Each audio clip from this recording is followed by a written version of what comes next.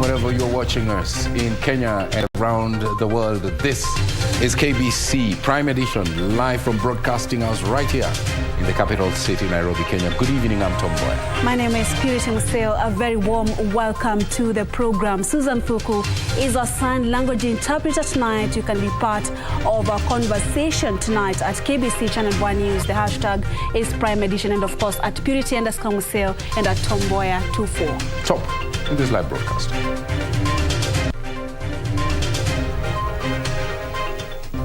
Three cabinet secretaries quit government to join politics.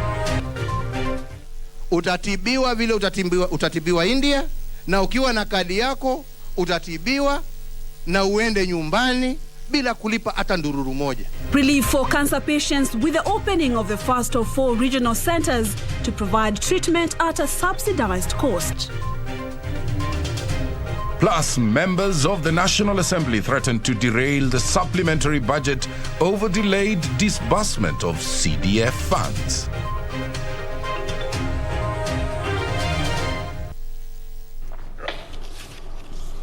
Thank you. A number of cabinet secretaries have quit to throw their hat in the contest of the August 9th general election. Devolution Cabinet Secretary Charles Kater, East Communities, Aiden Mohammed and John Munyes of Mining and Petroleum have quit their coveted offices to try their luck in politics. Safina Chien reports.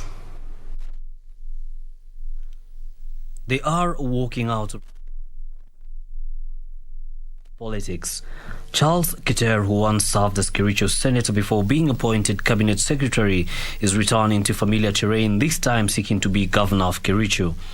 I'm resigning from my office in government to focus my energy on contesting for the seat of Governor of the county, the great county of Kericho in August 9, 2022 elections. I have the vision and commitment and will pursue a development agenda that will grow the economy of the great county of Kericho. The former Kericho senator said he will embark on succeeding Governor Paul Chipkonyi, who is serving his final term. I'm going into a field of, I have competitors, and I believe I've never gone into an election without competition. So I believe in competition, and I'm ready for it. I'm ready for it, isn't it? And of course, it's obvious I'm going to UDA, isn't it? That is why I'm going to contest under UDA. Chief Administrative Secretary, Ministry of Labour, Patrick Olentutu, Devolution CAS Gideon Mungaro and their education counterpart Hassan Nur Hassan also took the cue. All three seeking the prized county offices. We will be vying for the seat of the governor of Narok County, and I'm looking forward to really now going to do politics instead of what I normally do here in at the ministry headquarters. But allow me to say that I have consulted widely with my people in Narok, and they have a lot of hope for me. Na niwaahidi watu wa Kilifi kwamba mimi natarajia kuchukua Kilifi pale ilipo sasa na kwenda mbele, na ninatumai niko na ujuzi wa kutosha na ari ya kuweza kubadilisha maisha ya watu wa Kilifi. After several years of public service in various capacities, and after a lot of soul searching and listening to the people of my county, Mandera, I have accepted their request to seek for the elective position as the governor for Mandera County.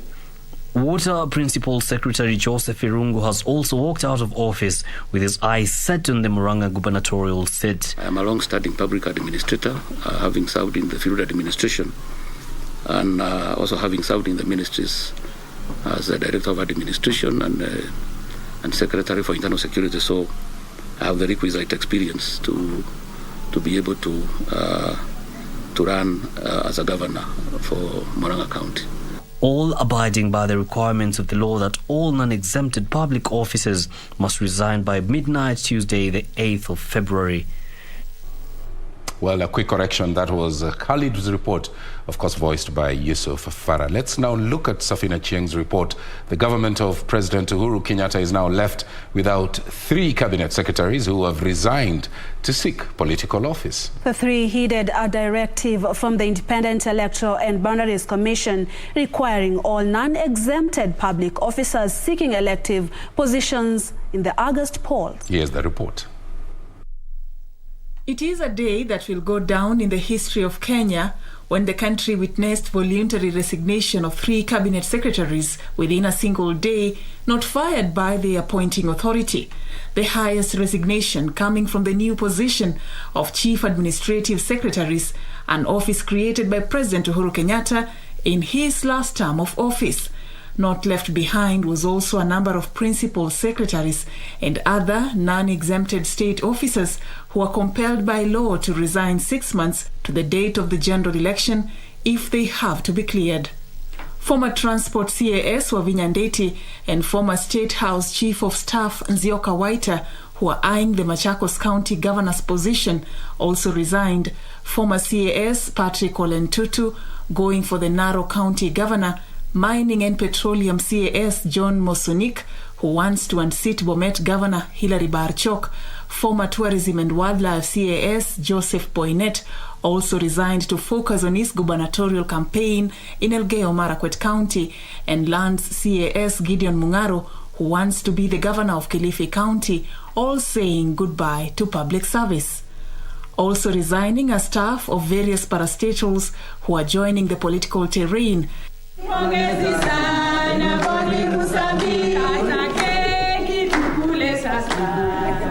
Kenya Broadcasting Corporation staff bid farewell to seasoned journalist Boni Musambi of Radio Taifa, who is quitting to vie for Member of Parliament in Kitui Central, with Charles Kariuki Kimani of Shoro FM also resigning to vie for MCA in Ngenda Ward of Gatundu South.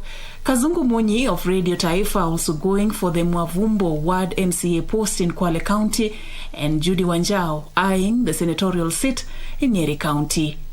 For Prime Edition, I'm Safin Aching Ouma. Well, to Boni Musambi and our other colleagues, we wish you well. Absolutely. Non-exempted public officers wishing to contest in the August 9th general election have until midnight to resign. The Court of Appeal quashed an order issued by the Employment and Labor Relations, stating that the rule was clear and non-exempted public must quit office 6 months before election. Here's the report.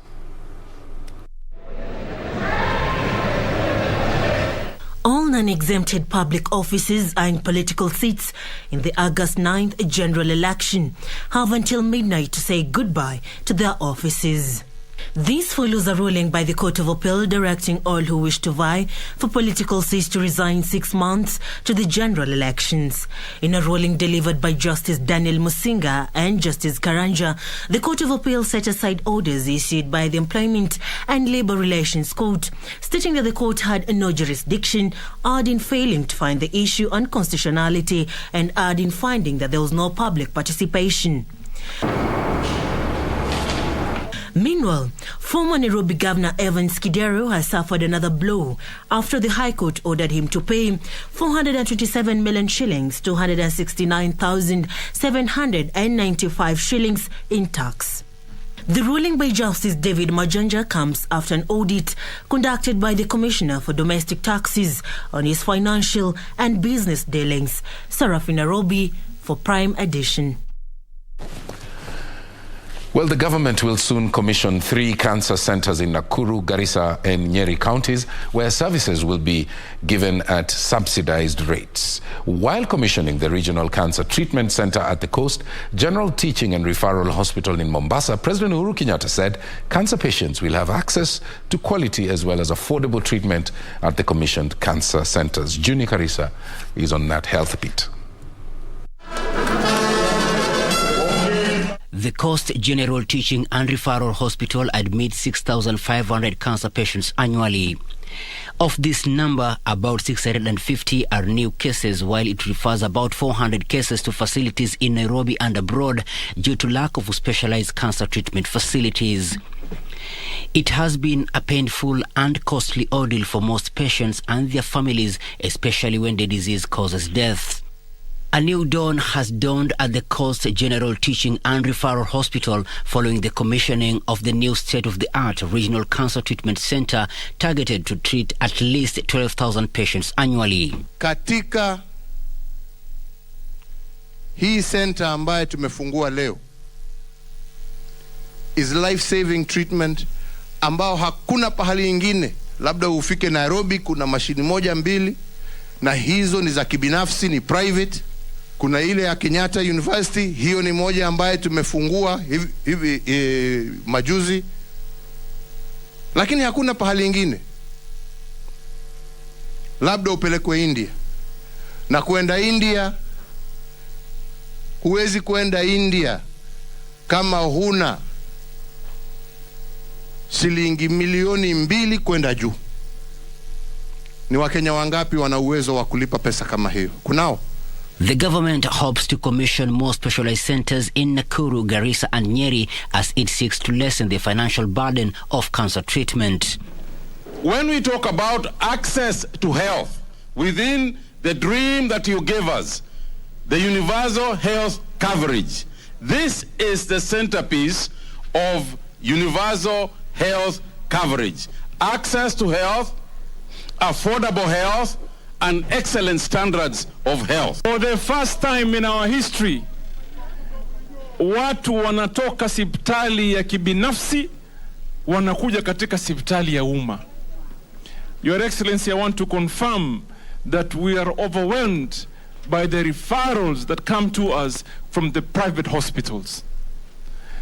Your Excellency, I also want to confirm we are overwhelmed by the kind of support we're getting from professionals, from consultants, from doctors that have specialized, from private sector wanting to practice here in our facility. While opening the new facility in Mombasa, President Uhuru Kenyatta urged Kenyans to register in mass under the National Hospital Insurance Fund scheme in order to access quality treatment at the facilities. Hapa utatibiwa vile utatibiwa India, na ukiwa na kadi yako utatibiwa na uende nyumbani bila kulipa hata ndururu moja. Yeah? Sijui kama tunaelewana wenzangu. Bila kulipa hata ndururu moja. Pale pia tumeona upasuaji wa moyo unaendelea. Na unaendelea katika hospitali ya Mombasa. Kitu ambacho miaka 4 tu ilikuwa ndoto. As he reiterated his commitment to upscale universal healthcare coverage across the 47 counties, the president urged medical institutions to align their curriculum to emerging technological and scientific global health trends. For Prime Edition from Mombasa County, I'm Michael Mondiga. Thank you, Mwandiga. Let's now get into politics. Deputy President Dr. William Ruto says he has never absconded duty and his tours are practical parts of boardroom theories. Ruto, who led his Kenya Kwanza alliance for a series of rallies in Kakamega, urged Kenyans to vote for development and shun leaders he described as deceitful. The alliance's leaders say their opponents have no track record to show for the positions they have held in the country and should be rejected. Weekly for Catch reports. Third day in a row in the Western Kenya region, the Kenya Kwanza Alliance principles led by Deputy President William Ruto continued the vote hunt, making stopovers at various market centers, including Likuyani, Lumakanda and Shinyalu, before the main rally in Matungu in Kakamega County. The alliance principles told the electorate to shun leaders whom they claimed have no track record and development agenda, even as they sustained their attack on their Azimio counterparts. Deputy President William Ruto maintaining he has been part and parcel of development projects initiated by the Jubilee government. Wacha niwaeleze watu wa Azimio. Hii serikali mimi na Uhuru tulitengeneza. And Uhuru made an equal contribution as I did. Na katika kundi yetu hii ya Kenya Kwanza, this is the only team that understands what went right and what went wrong.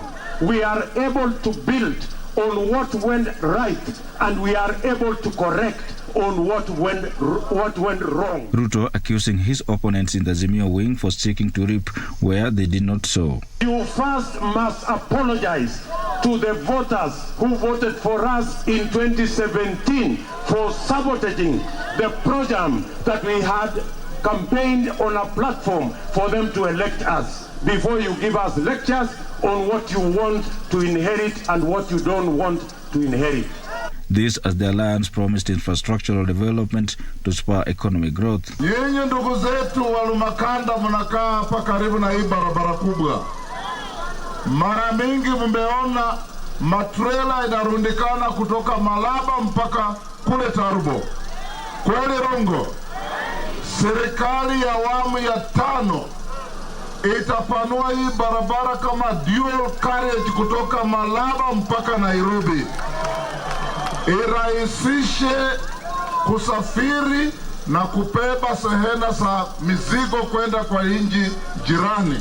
Sera zetu zinashikana, sera zetu zinaandamana, na ndio kwa sababu tukasema kwamba hakuna haja ya sisi kutembea njia tofauti. Leaders accompanying the principals maintained that the Kenya Kwanza alliance would clinch power, urging Western Kenya voters to be firmly part of the train. Tumesema viongozi wetu, Mheshimiwa Musalia na Weta, wakisema left, tunaenda left. Wakisema right, tunaenda. Sasa wametuambia kwamba mwaka huu watafanya kazi na huyu hasla. Mtakubali hiyo maneno? Na hii safari ambayo Wakenya wanatembea kuunda serikali, hakuna mtu yeyote hata unashikilia cheo gani ambayo utazuia. Na tumesema kwa kauli moja, serikali yetu ni hii ya Kenya Kwanza. Hawa wanaume wako hapa, lazima mmoja wao ndiye atachukua kule Kasarani. The Kenya Kwanza boat today docked in Kakamega as it sought to pick more passengers in its extensive charm offensive mission in the vast Western Kenya region before setting sail for Trans Nzoia County on Wednesday. Wycliffe Okech, Prime Edition from Kakamega County. Well, the race to State House gains momentum. Is Wiper Party under pressure to form an alliance with Azimio la Umoja? Party leader Kalonzo Musyoka sets the record straight after this short break. Absolutely. Stay with us and do engage us on our social media platforms, including Facebook and Twitter at KBC Channel 1. Use the hashtag #IsPrimeEdition.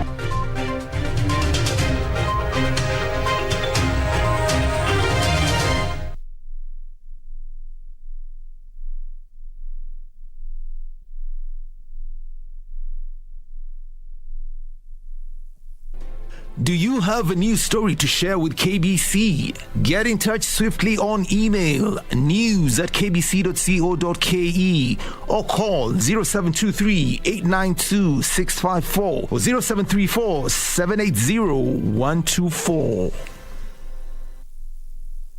Beacon Furnitures Limited.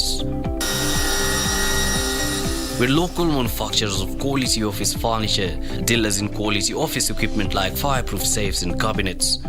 Our automated state-of-the-art factories at Henna House along Enterprise Road in Nairobi's industrial area. Our showroom is at Uni Africa House, Koinange Lane off Koinange Street. We are passionate believers in locally manufactured goods.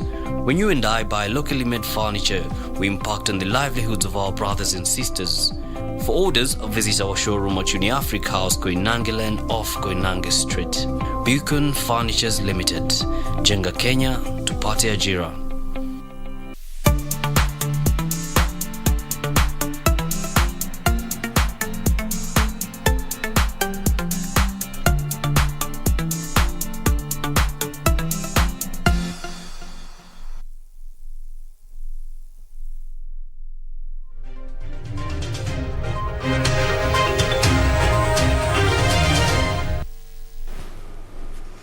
Welcome back to this live broadcast. Now, Wiper Party leader Kalonzo Musyoka says the One Kenya Alliance, OKA, is under no pressure whatsoever to form an alliance with Azimio la Umoja movement affiliated to ODM leader Raila Odinga. Making the remarks after Wiper Party National Executive Council meeting held right here in Nairobi, Kalonzo said that One Kenya will not enter into a coalition with a non-registered political outfit ahead of the forthcoming general election. Ben Chumba reports. In the midst of the political realignments wave ahead of the August 9 polls, the Wiper Party remains firm, not bowing pressure to seek other partnerships outside the One Kenya Alliance. The Wiper Democratic Movement reiterates its commitment on One Kenya Alliance and will continue working towards the strengthening of the alliance. At its National Executive Council meeting in Nairobi, Kalonzo Musyoka was mandated to explore alliances with like-minded partners. There are those who say, oh, the most sought after political party in Wiper. Why? Why is it not the case that Wiper wanawahitaji wenzao wengine wengi? So hiyo prejudice ndio ambayo kwanza tunataka tuiangazie. Their meeting coming days after OKA principals signed a working agreement set to be officially deposited with the Register of Political Parties on February 28, 2022. We will negotiate as equal partners and nothing less. As we do so, we will negotiate with partners in good faith and will engage in structured dialogue devoid of any machinations. On claims that One Kenya Alliance has placed conditions and irreducible minimums for it to join Azimio la Umoja movement, Kalonzo Musyoka said OKA is cautious not to enter into an agreement with an unregistered political outfit. You can understand why people are also very careful to go into coalitions where you do not end up suffering really from trust deficit. We said we are looking for partners of equal-minded. And those partners can as well join OKA because you know what? Azimio is nothing. It's not registered. It's something which is not even known what it is. So we don't want to say that we are going to Azimio. We don't want to Zimia. With April 9 being the deadline for coalition parties to deposit their agreements with the Register of Political Parties, the Wiper Party maintains that such a move will only be considered after sincere and transparent negotiations held in good faith. Lakini hatutukubali maneno, yani wengine mnakuja kwa meza wanazungumza na wewe na waficha mengine hapo. You cannot negotiate with a weapon in your arms or in your pocket. So Ben Chumba, Prime Edition. The Independent Electoral and Boundaries Commission now wants Parliament to allocate it 4.5 billion shillings to facilitate a voter verification process and clear urgent pending bills. Appearing before the National Assembly's Justice and Legal Affairs Committee, the Commission's Chief Executive Officer Marjan Hussein warned that failure to allocate the funds will hamper the verification process, which is a constitutional requirement. The National Assembly's Justice and Legal Affairs Committee engaged state agencies under its purview on the 2021-2022 supplementary budget estimates. IBC CEO Marjan Hussein lobbied for an additional 4.5 billion shillings to cater for forthcoming voter verification process and clear urgent pending bills. This verification, if you don't allocate us the budget, it means we'll do verification the way we've done with the voter registration. That is word-based. 3 kits per ward, 3 kits per ward, and we'll continue the way actually we did it for the first if you don't allocate us. But if you allocate us, it means you are going to deploy more resources, we'll reach out to more people. Key among the pending bills are monies owed to telecommunication companies and legal fees. According to IEBC, the verification process, which is a constitutional requirement, will cost 1.3 billion shillings, while the urgent pending bills amount to 2.3 billion shillings. Suppose I have not paid Telecom, I have not paid Airtel, I have not paid, and we've not paid them. Suppose they decide not to work with us because we have not paid them. Those are the non-legal? Yes, this you can see the ICT. So we are actually in a very awkward position. The committee members intend to scrutinize the pending bills to ensure they do not validate fraud. The IEBC also revealed that the continuous voter registration will still go on at the Huduma centers and constituency IEBC offices. The MPs also interrogated the Ethics and Anti-Corruption Commission's request for an additional 350 million shillings to enhance background checks on political aspirants. The Electoral Agency and the Office of Registrar of Political Parties will again appear before the MPs after 2 weeks to brief them on the state of preparedness for the general elections. Reporting from Safari Park, I'm Geshoke Washira. Now, stakeholders are calling for efforts to accelerate access to justice for victims of gender-based violence, or GBV, if you like. According to the Executive Director of the Association of Media Women in Kenya, Judy Kaberia, the surge in cases of GBV is alarming, yet perpetrators still escape the wheels of justice. Kaberia is challenging the judiciary to fast-track the process of setting up a special unit to clear the backlog of GBV cases pending in court. According to the 2014 Kenya Demographic and Health Survey, the most recent national data, over 40% of women in Kenya reported having experienced some form of physical or sexual violence in their lifetime. According to the Executive Director of the Association of Media Women in Kenya, Judy Kaberia, the surge in GBV cases is still alarming despite the stringent legislative and policy framework which criminalize GBV in the country. Whereas progress has been made to tighten the laws against GBV, establish structures such as the gender desks, polycare, and an emergency reporting system, the upsurge of cases is an indication that either these changes are insufficient or incommensurate to the weight of GBV crimes.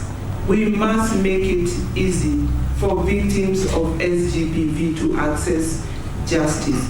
And that is where we are saying there's a big failure. It is for this reason that AMWIC, in collaboration with the Urgent Fund Action Africa, is challenging the government to eliminate the bottlenecks of access to justice for victims of GBV.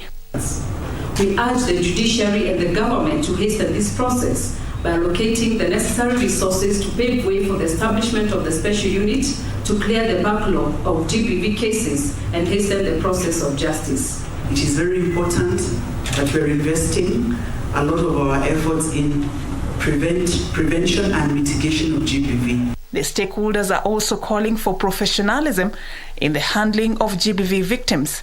And we have established that victims of GBV fail to report cases due to fear of the police, bribery, and further victimization. For Prime Edition, I'm Safin Acheng Ouma.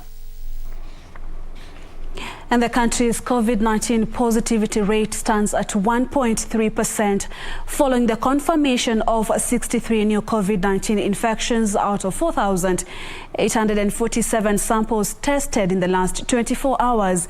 The total confirmed positive cases now stand at 322,214 out of over 3.3 million samples screened in the country so far. No death has been reported today, with a total number of fatalities standing at 5,621. Over 13.9 million vaccines have been administered in the country so far. According to data from Johns Hopkins University, over 398 million COVID-19 infections have been confirmed globally, with 5.8 million deaths being reported. In other news, the Mombasa County government has suspended the new traffic system put in place last week, effective midnight. This follows a public outcry by residents, matatu operators, and other stakeholders. Elsewhere, the National Government Administrative Officers Ngao has partnered with the Minister of Health in a COVID-19 rapid vaccination exercise in Elgeyo Marakwet that will be conducted for 10 days. Zainab Said reports. Addressing the media in Mombasa, the County Executive for Transport, Taufik Balala, announced that the two-way traffic system will resume immediately effective midnight. This follows public outcry from the residents, matatu operators and other stakeholders who all called for a review of the new traffic system. The traffic flow of motorized vehicles will revert to the position prevailing before the 2nd of February 2022. So as to restore the two-lane opposing system used previously around the island. In Elgeyo Marakwet, the National Government Administrative Officers Ngao, in partnership with officers from the Ministry of Health, have launched a 10-day rapid vaccination exercise in a bid to increase the number of vaccinated residents in the county. Statistics inaonyesha kwamba wanaume wako mstari wa mbele zaidi ya asilimia 45 wakifuatwa na kina mama.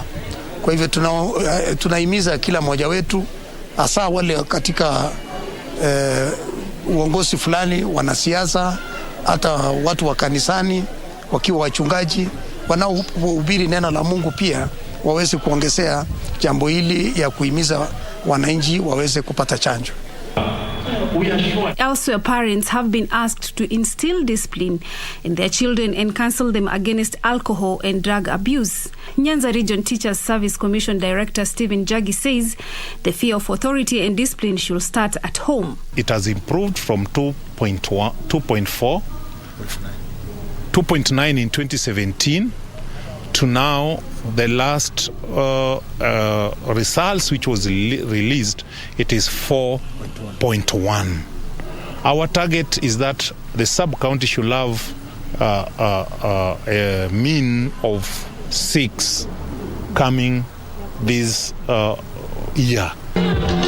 And Kabete Member of Parliament Githua Wamasukuru is now calling on the government to relook at the new competence-based curriculum, saying there are a lot of challenges facing the curriculum and its implementation. Ministry ya Education inafaa ikutane na wazazi na walimu wajue shida ambazo wazazi wanapitia, walimu ambazo wanapitia, ndiposa waelewane kwamba ni system gani ambayo inastahili katika nchi yetu ya Kenya.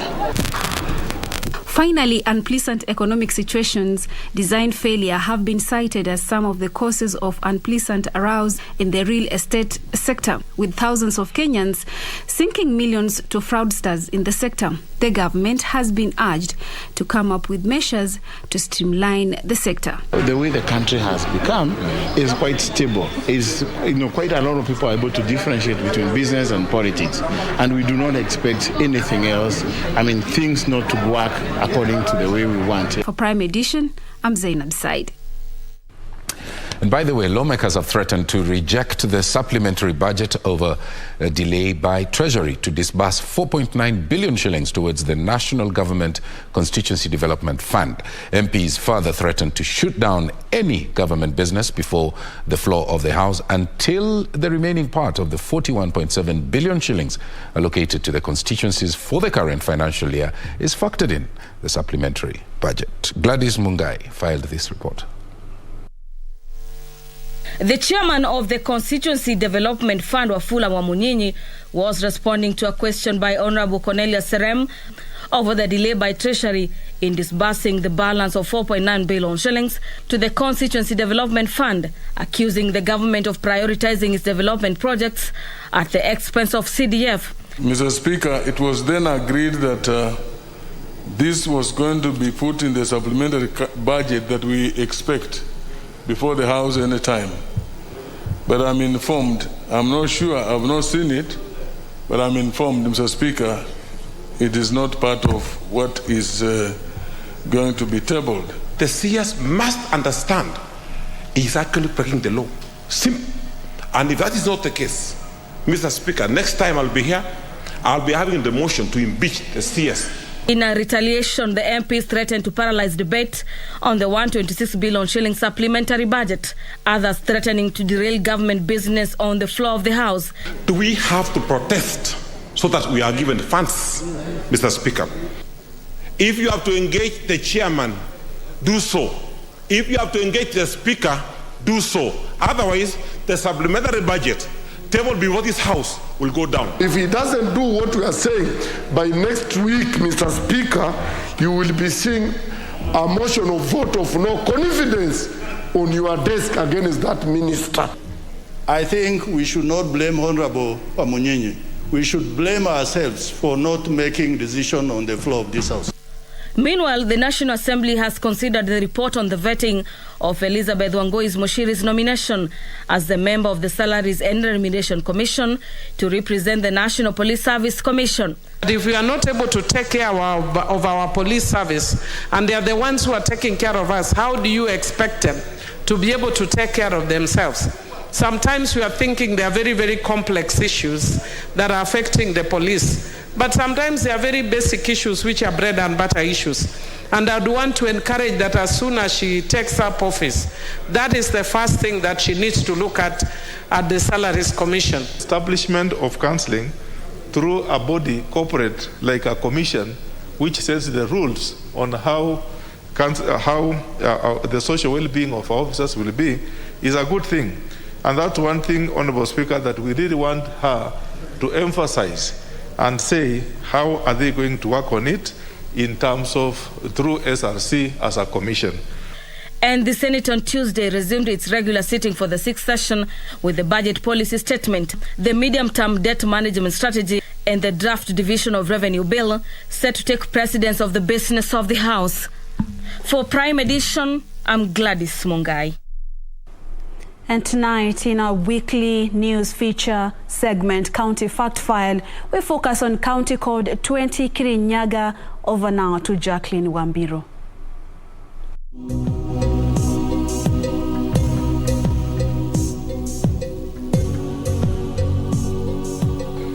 Located in central Kenya, Kirinyaga County borders Embu, Murang'a, Nyeri, and Machakos counties. The county's headquarters are at Kerugoya.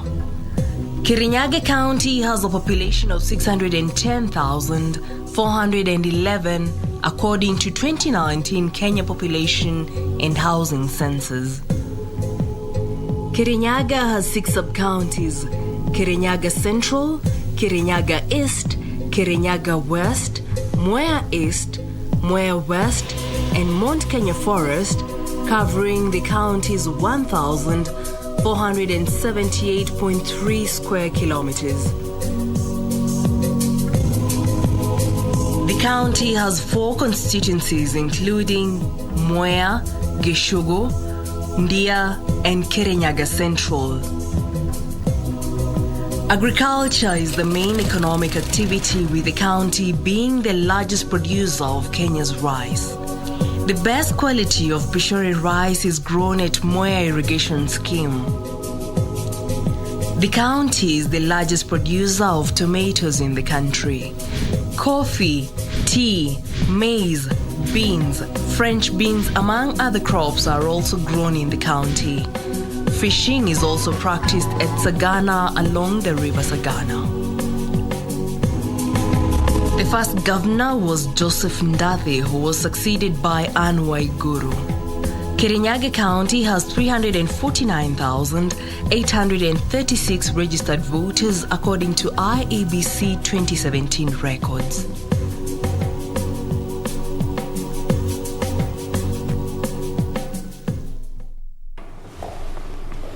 From County 20, we bring you back to County 47, where we take a short break. Absolutely. And when we return, we have Carol Njenga, who is on standby with the day's business. Also, keep tweeting. I'll be going through your feedback before the till end of this broadcast. Get on the phone.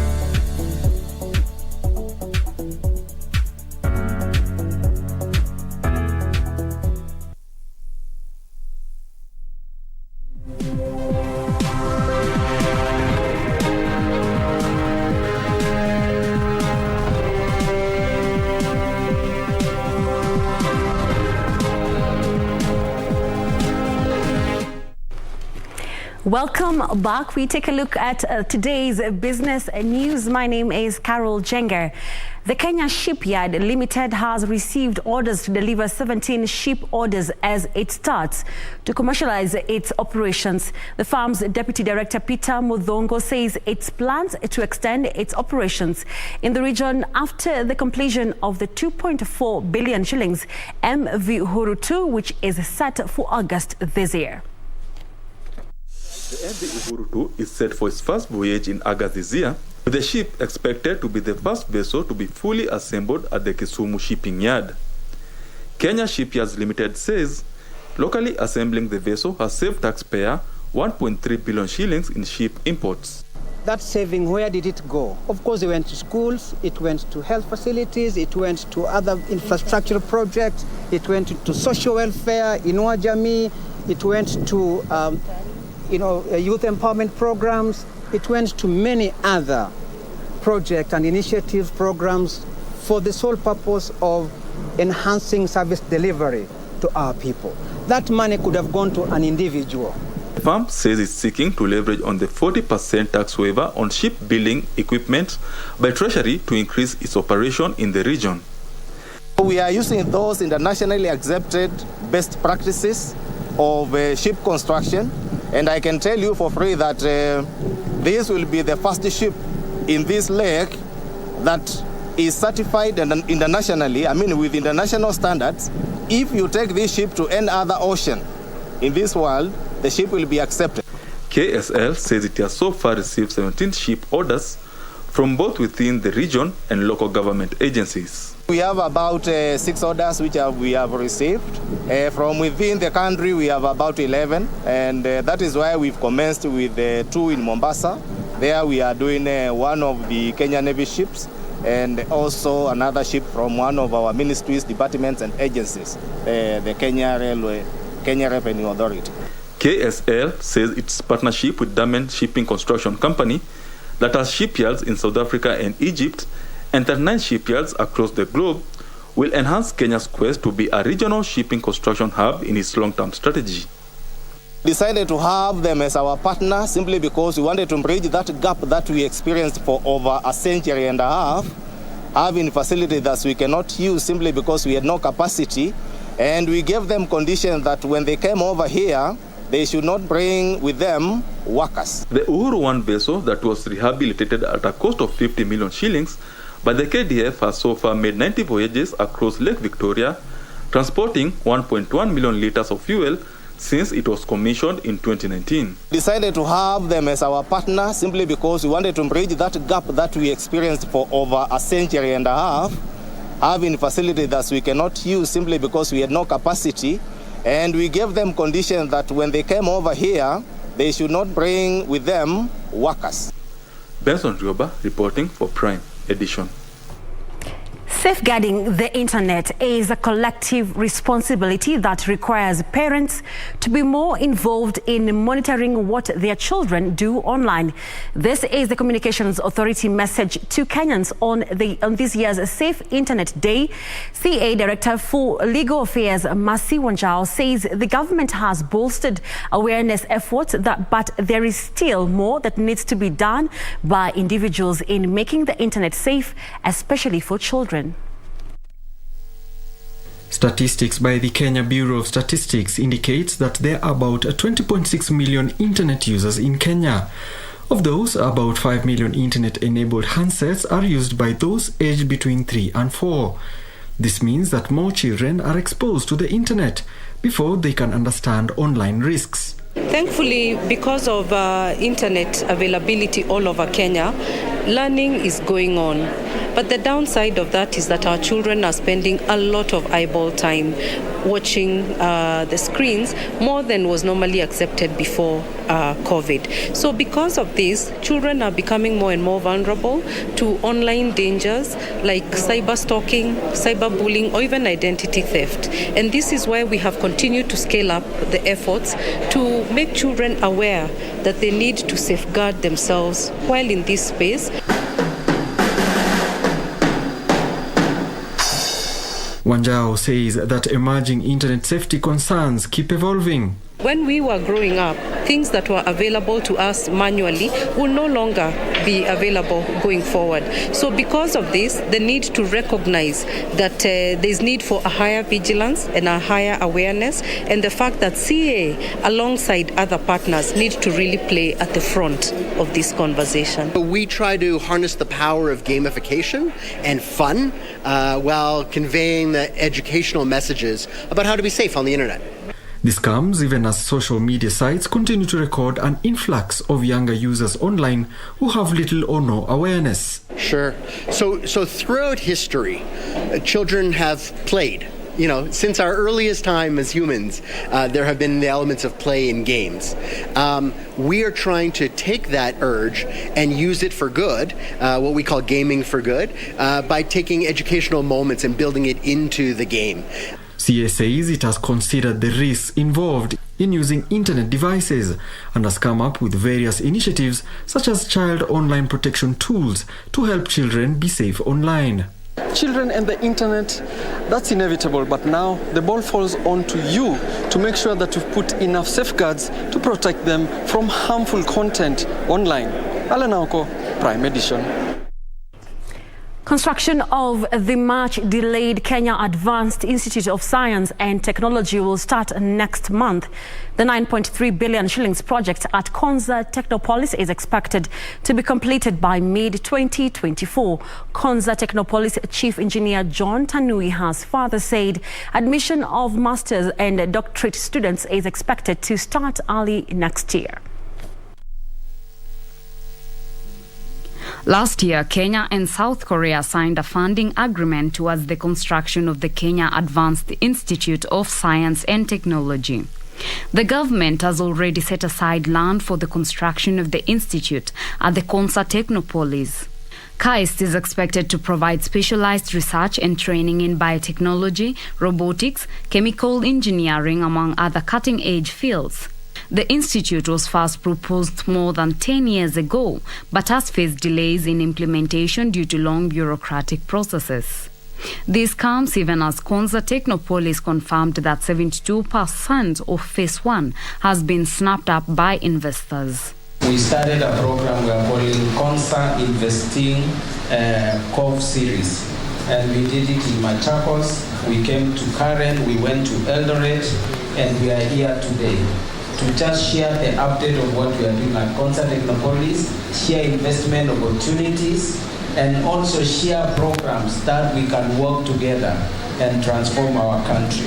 According to Kwanza Technopolis Development Authority Chief Engineer John Tanui, the development of Phase 1 horizontal infrastructure is set to be completed by the end of this year. Phase 1 consists of 147 parcels of land or 1,703 acres of land. The government has so far provided land, clean water and high voltage power connection to the city as incentives to attract investors and demonstrate commitment to the development of Kwanza Technopolis. Technopolis provide that platform for such innovation hubs across the country to bring the ideas into successful journeys that can be funded, that can do business with government, with private sector, and create potential to have startups that will call Kenya home as they grow to become multinationals. Upon completion, Phase 1 is expected to attract 30,000 residents composed of 7,500 knowledge workers and 16,700 other workers. Reporting for Prime Edition, I am Teresa Mutai. Moving on to housing sector, 582 housing units under the first phase of the 6 billion shillings Buxton Affordable Housing Project in Mombasa County will be ready for occupancy by June this year. Housing Principal Secretary Charles Hinga says priority will be accorded to the over 500 families who used to live in the Buxton estate houses that were demolished to pave way for the project. Speaking during a tour of the Buxton Affordable Housing Project in Mombasa County, Housing Principal Secretary Charles Hinga noted that there increased interest by investors in the affordable housing project. So kuna zile nyingi ambazo sasa zinangojea financial close, the funding na hiyo ndio. Hinga says 582 housing projects under construction during the first phase of the 6 billion shillings Buxton housing project will be ready for occupancy by June this year. With all the social amenities, and our philosophy is very simple. We're selling a lifestyle and giving the people of Mombasa an indication or a show of what a new Mombasa should look like. In total, the project will have 2,000 housing units. Wale watu ambao wako informal business, they don't have a pay slip. They're also Kenyans, and we need the whole face of Kenya to be represented in these houses. So pia tuna mpango ambao tutawapatia mkopo at 3%, and then give them 20 years, 30 years. We can even do what is called multi-generational. Ili kama anataka kulipa nyumba 3,000, hiyo ndio anaweza, bas anaingia, lakini nyumba itakuwa yake. The PS revealed that over 500 families who had moved to pave way for the Buxton Affordable Housing Project will be the first beneficiaries of the modern housing project during the house allocation exercise. Regina Manyara reporting for Prime Edition. Kenyan startups attracted deals worth more than 19 billion shillings in 2020, making Kenya a top African innovation hub. This has seen Kenya being ranked top in digital readiness by the latest Agility Emerging Markets Logistics Index 2022. The survey shows that Kenya, South Africa and Nigeria, which came in second and third respectively, have the most active startup communities as well as some of the most connected populations. The sub-Saharan region has seen active development of its startup and innovation culture in the last decade. This is affirmed by the fact that the number of tech hubs working to support culture and its innovators has grown to 618 from less than 100 in 2010. The region's tech industry has seen particular success in digital banking and financial services technology over the last decade, and the sector saw nearly $3 billion invested during 2021 alone. According to the annual African Tech Startups Funding Report 2020, Kenyan tech startups raised a record amount of funding in 2020, securing a combined total of 19.1 billion Kenyan shillings. Digital readiness assesses digital skills, training, internet access, e-commerce growth, investment climate, and ability to nurture startups and green initiatives. Agility CEO Tarek Sultan said the competitiveness of emerging markets countries will be determined by their ability to develop digitally skilled businesses and talent pools and find the resolve to lower their emissions in ways that spur growth rather than sacrificing it. Fintech services in sub-Saharan Africa have been fundamental in bringing financial services to unbanked and underbanked populations, as well as helped to drive the growth of e-commerce in the region. Betty Kiptum, Prime Edition. The Kenya Urban Roads Authority has put on notice encroachers in Isiolo who have settlements along road reserves to clear off ahead of Tamaking. Kura Regional Deputy Director Engineer Daniel Nderitu says the 838 million shillings project is expected to take 24 months and will give the town and its environs a major facelift as well as improve accessibility. The roads project will be rolled out in the 3 wards of Wabera, Bulapesa and Burat of Isiolo town. In total, 10 kilometers of access roads will be upgraded to bitumen standards, with the authority projecting its completion by December 2023. The Kenyan Urban Roads Authority is planning to extend road tarmacking to 10 other devolved units after piloting in Isiolo County. Kura Regional Deputy Director Engineer Daniel Nderitu has told those who have encroached the 12.5-meter way leave of roads to vacate to pave way for the road expansion and upgrade. The surveyors will be on the ground starting next week. We will mark our road corridor. So we are pleading to the locals for those who are encroaching, because the road will bring benefits to them in terms of movement, in terms of value for their art. We are requesting them, pleading with them, they give us this road corridor. The authority projects that the water, sewage, electricity and internet services could be disrupted during the road upgrade period. The contractor has been urged to consider locals for employment. Na tutaweza kusukuma kwa wakati ambaye tutaweza kuwa na nyinyi, tuone tutajifaidi namna gani. The roads upgrade project is expected to improve accessibility of Isiolo town. We had invited the service providers, that's KPLC, Isiolo Water, and other service providers, so that they can help us clear the road corridor. Reporting for Prime Edition, my name is Ibak Said. That is how we wrap up business news for tonight. On the other end of the studio, Richard Munga is on standby. Have a good night. My name is Carol Jenga. Well, thank you, Caroline. And of course, for the viewers, always an honor to have your company for KBC's Sports Update. I'm Richard Munga. Now, Zimbabwean professional Visitor Mboya pulled away from the rest of the field after carding 2 under par 70 at the par 72 Karen Country Club course, going into Wednesday's final round of the 2021-2022 Safari Tour Series. The winner is assured of 250,000 shillings with bonuses for under par scores in each round.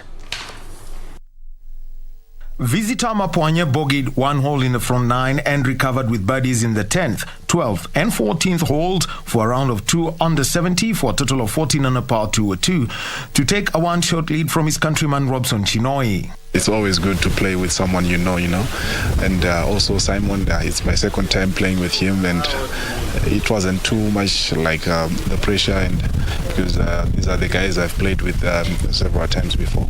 Chinoi had 5 birdies at the back 9, including a 2-footer at the 18th for a round of 5 under par 67. The game is still open for everyone. I'm feeling good. I'm feeling confident. If I just continue hitting it the way I'm hitting, yeah, it'll be good to see myself holding a trophy. It'll be good to see my fellow countrymen or the local guy, anyone who's gonna win. I'll be very happy. Thika's Simon Ngige, who bogeyed the 15th and the 18th for a round of 1 over par 73 and a total of 11 under par 203, was just a shot better than Dismas Indiza, who shot 4 under par 68 to move 4th on 10 under par 206. It was very interesting playing with Zimbabweans, especially Chinoi and his friend there. I started well. Then I made a mistake on hole number 3. I hit it on the left, then I tried to lay up, then I hit it in the bushes, then out, then I made 6. Then I made another bogey on 7 and another bogey on 8. 12 players were on under par scores at the close of round 3, setting up a thrilling final day. For Prime Edition, I am Daniel Wahome. Now, local under-18 girls tennis players will now shift their focus to the Africa Junior Championships and will do adequate preparations to register great result. This comes after today's ITF Tour Junior Championship at the Nairobi Sports Club, where 14 Kenyan players participated in the event, aiming to secure a ticket to the African Junior Championships that are slated to be held in March. The event, which attracted 17 countries, including host Kenya, England, Belgium and Brazil, will end on the 12th of this month.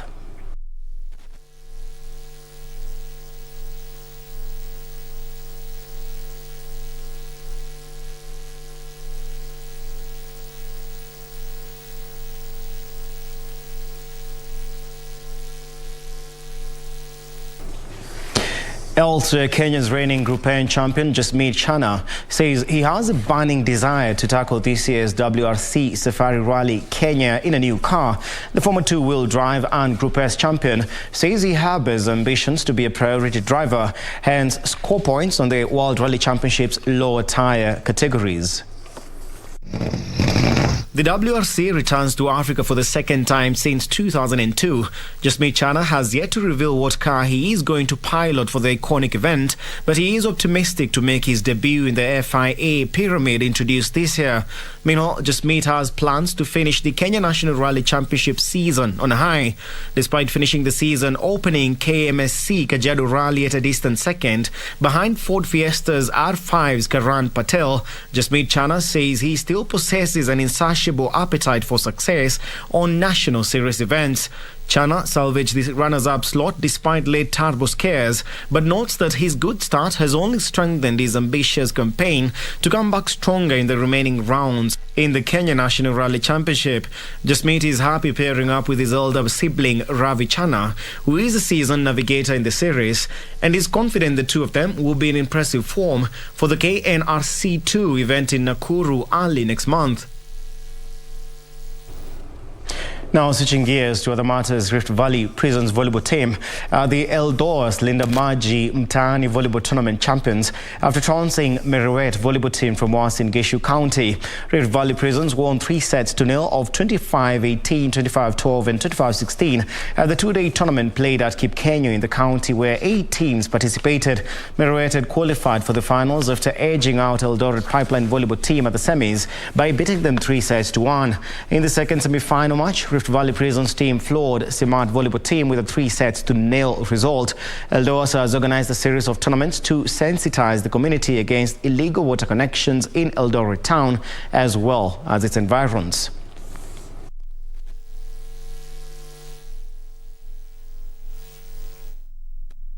Internationally, double world champion Noah Lyles will headline the men's 60 meters at the Muller Indoor Grand Prix Birmingham, a World Athletics Indoor Tour Gold meeting on 19th of this month. The 24-year-old was the fastest man in the world over 200 meters in 2021, clocked 19.52 seconds, and is ranked 4th on the global all-time list with a time of 19.50 seconds, which he set in Switzerland back in 2019.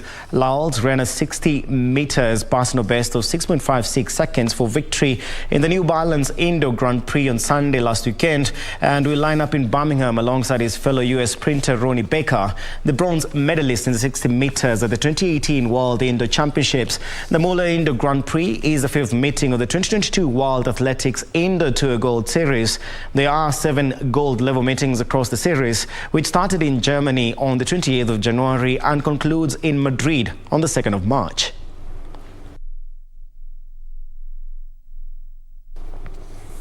Internationally, to other matters, football matters now. Manchester United will be looking forward to clinching a win that will see them maintain their top 4 position and they take on bottom-placed Burnley at the Turf Moor Stadium.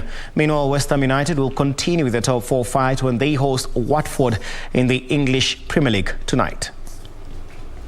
After securing an injury time win over West Ham, Manchester United will be hoping to extend their winning streak when they host bottom-placed Burnley at the Turf Moor Stadium. Overall, I think the development of the team and our performances in the last couple of weeks have improved, including, by the way, the cup game.